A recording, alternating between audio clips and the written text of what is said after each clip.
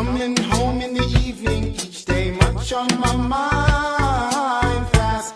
Hi there, peace unto you. My name is Rashida Ali and welcome to Rashida TV, a place to be to gain practical tools on how to create tranquility in your heart.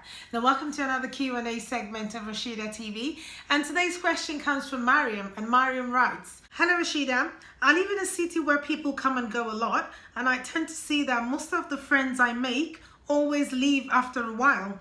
I have had the opportunity to make some really lovely friends, and I'm worried they might be leaving me again. My question is, how can I maintain the close relationship with my friends after they have left?" Thank you so much, Mariam, for this question. So in today's video, I will be sharing with us some of the things that we can do in order to keep the distant relationship going, and also some of the things that we shouldn't do in a distance relationship. So the first one will be communication. So it's really important that we try to keep that momentum alive. And one very important thing to do is when you think about that person, you should try your best possible to let them know as soon as you can. I know sometimes it's kind of difficult because we get really busy and we forget.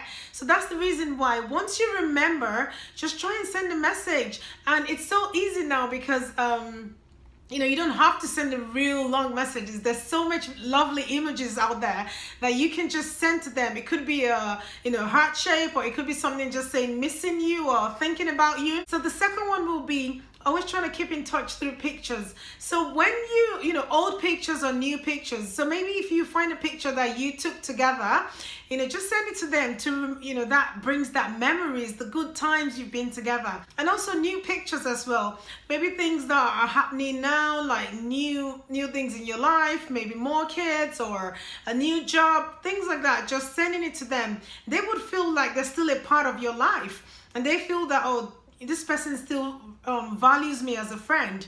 So the next one will be video messages. So it's really good to find time to actually do video messages with each other. And there's a lot of apps there that you can use. So that way you can actually talk about things for a longer period. The next one will be having a passion together. So this is really important, to have something that you both can do together. And that way you can actually see things grow together. So this could be maybe like a charity, or maybe like a project, or like a passion that you have together. And that way you can actually talk about it together, share your ideas on how that thing can grow. So that really builds that bond, because you can actually see yourselves, the both of you, watering something and making something grow. The next one will be trying to find time to see each other physically. So I know this can be a little bit challenging, especially if you live really far from each other. But things like planning ahead. It could be monthly or a year, or just trying to plan to see when you guys can actually see each other. And that way, you look forward to it. You look like you can't wait to see each other. An easy way could be maybe if you meet halfway, so that can reduce the burden between the both of you.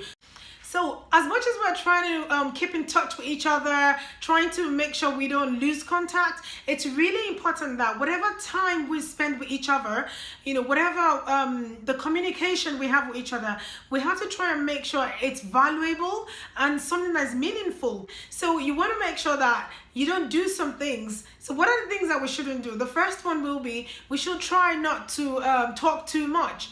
So remember that the person, you can't really see that person, and you don't know what, maybe they're busy, or maybe they have something to do.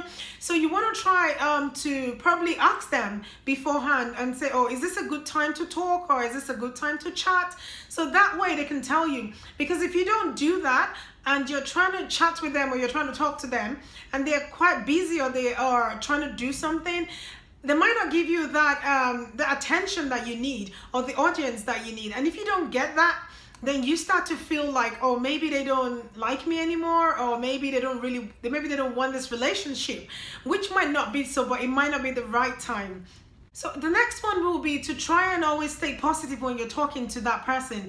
You haven't seen this person for maybe a while, and if you don't, if you keep talking about maybe negative things, or it's always a complaint, or maybe you keep making them feel bad that they have left you, probably you haven't been able to make new friends as good as they were. So, but you don't want to start making them feel guilty that they have moved on with their life. So the next one will be being patient with that person. So say, for example, you send them a message and they don't reply you immediately. You don't want to like give up and just think, oh, you know what, maybe they've made new friends and they don't want to talk to me anymore, so that's it. It might be they're busy, or they're trying to do something else, or they're just trying to, you know, find something to say to reply to your message. So just give them a bit of time. And also, you have to understand that some people are not really good at keeping in touch.